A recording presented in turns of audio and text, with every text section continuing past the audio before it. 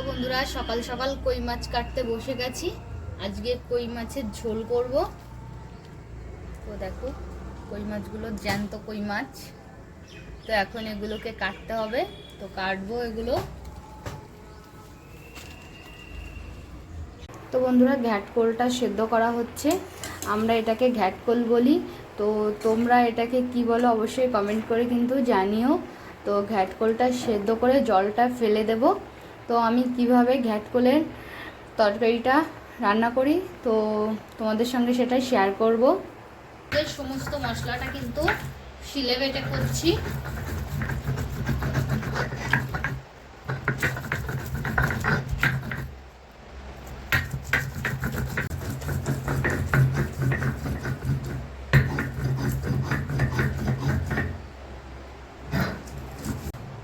তো বন্ধুরা আদা বাটাটা তুলে নিচ্ছি।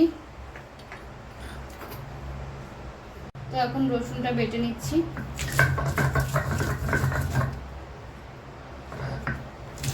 তো বন্ধুরা আমার রসুনটা বেটে নেওয়া হয়ে গেছে। তো এখন আমি ঘ্যাটকোলটাও বেটে নেব। তো বন্ধুরা এই যে সিদ্ধ করে জলটা ঝেড়ে নিয়েছি, এখন ঘ্যাটকোলটা বেটে নেব। আমার ঘ্যাটকোলটা বেটে নেওয়া হয়ে গেছে, তো এখন তুলে নিচ্ছি।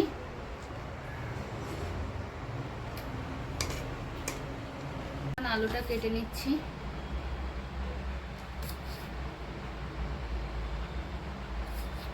তো আলুগুলোকে আমি এরকম ভাবে কেটে নেব টুকরো টুকরো করে।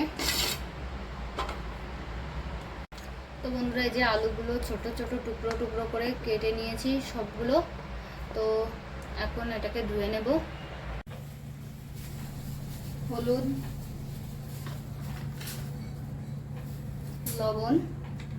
লবণ দিয়ে চিংড়ি মাছটাকে মাখিয়ে নিচ্ছি। তো এবার মাছটা ভেজে নেব। তো বন্ধুরা কড়াইটা গরম হয়ে গেছে, এখন কড়াইতে তেল দিয়ে দেব।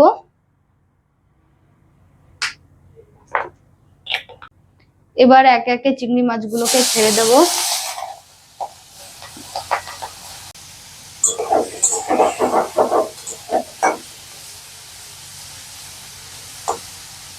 চিংড়ি মাছগুলোকে আমি বেশি ভাজবো না, কেননা চিংড়ি মাছ বেশি ভাজলে রাবারের মতো হয়ে যায়।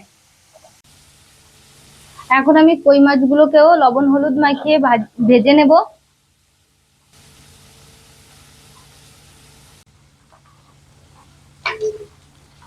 তো লবণ হলুদ মাখানো হয়ে গেছে। তো আমার এই কড়াইটাও গরম হয়ে গেছে, এখন এটাতেও তেল দিয়ে দেব। বন্ধুরা এবার একে একে কই মাছগুলো ছেড়ে দেব।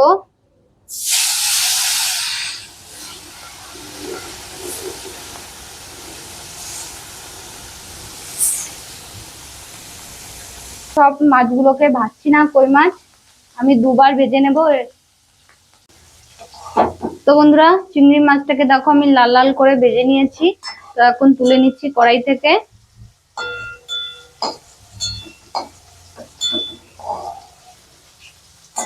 তো বন্ধুরা এই কড়াইতেই আমি আলুগুলোকে ভেজে নেব।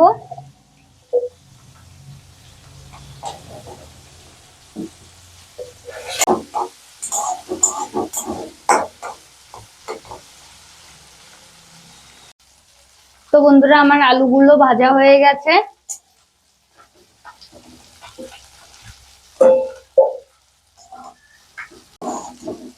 আমার কই মাছগুলো ভেজে নেওয়া হয়ে গেছে, এখন তুলে নিচ্ছি।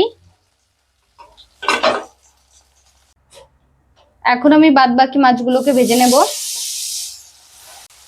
তো বন্ধুরা এবার গোটা শুকনো লঙ্কা ফোড়ন দিয়ে গোটা জিরে ফোড়ন দিয়ে দেব। এটাকে একটু নাড়িয়ে চাড়িয়ে এবার একে একে জিরে বাটা, আদা বাটা, রসুন বাটা দিয়ে ভালো করে মশলাটাকে একটু ভেজে নেব। তো বন্ধুরা এখন কাঁচা লঙ্কা দিয়ে দেব, লবণ, দুধ,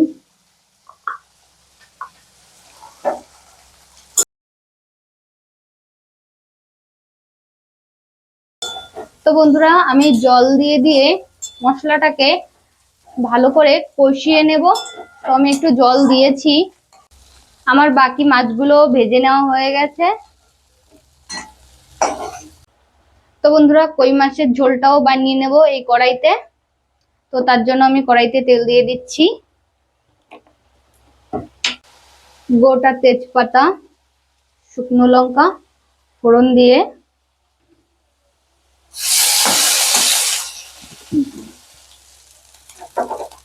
এবার গোটা জিরে ফোড়ন দিয়ে দিচ্ছি। তো বন্ধুরা আমি কই মাছের ঝোলটা জিরে বাটা আর আদা বাটা কাঁচা লঙ্কা দিয়ে করব, এজন্য প্রথমে আমি দিয়ে দিচ্ছি জিরে বাটা।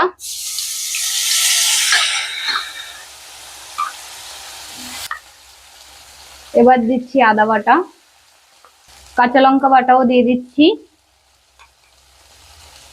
তো বন্ধুরা হলুদ, লবণ। তো একসঙ্গে দুটো রান্না করছি, একটু তাড়াহুড়ো তো লাগবেই।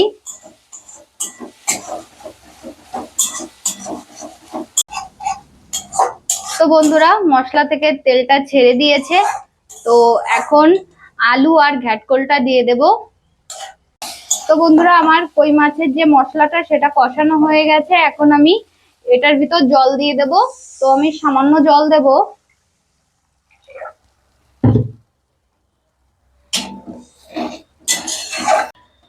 তো বন্ধুরা এখন ঢাকনা দিয়ে ঢেকে দেব, জলটা ফুটে গেলে মাছগুলোকে ছেড়ে দেব। তো বন্ধুরা এখন আলুগুলো দিয়ে দিচ্ছি। তো বন্ধুরা বেটে রাখা ঘ্যাটকলটা দিয়ে দেব এখন।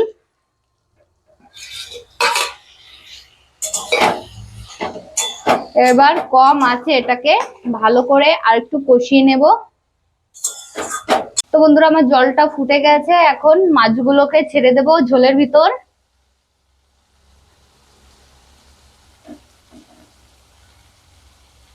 তো আবার একটু ঢাকনা দিয়ে ঢেকে দেব।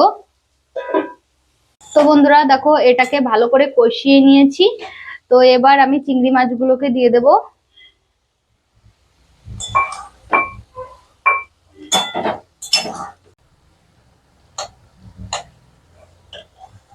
তো বন্ধুরা এটাকে একটু নাড়িয়ে চাড়িয়ে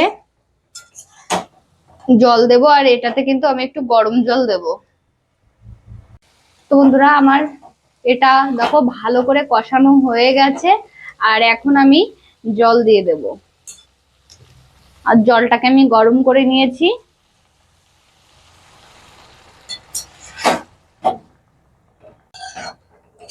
তো বন্ধুরা এটাকে কিন্তু আমি একদম শুকনো শুকনো টাইপের রান্না করব, তো এই জন্য জলটা বেশি দিলাম না। তো বন্ধুরা দেখো গ্রেভিটার কালার কি দারুণ এসেছে। আমি রান্না করছি তার জন্য বলছি না, তোমরাই দেখো কি দারুণ এসেছে কালারটা। তো তোমরাও একবার এরকম ভাবে ট্রাই করে দেখো, অবশ্যই ভালো লাগবে খেতে। তো আমার গ্রেভিটা হয়ে গেছে, এখন আমি নামিয়ে নেব।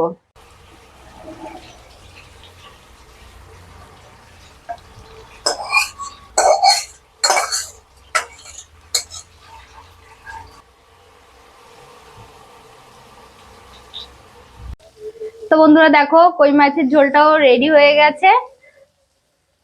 তো গিন্নি রান্না হয়ে গেছে? হ্যাঁ রান্না হয়ে গেছে। তো চলো খেতে দেবে। আসো আসো।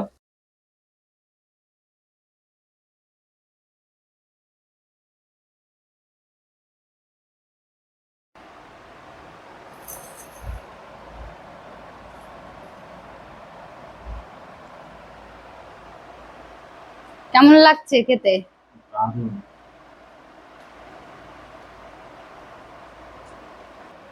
তো দেখো চিংড়ি মাছটা।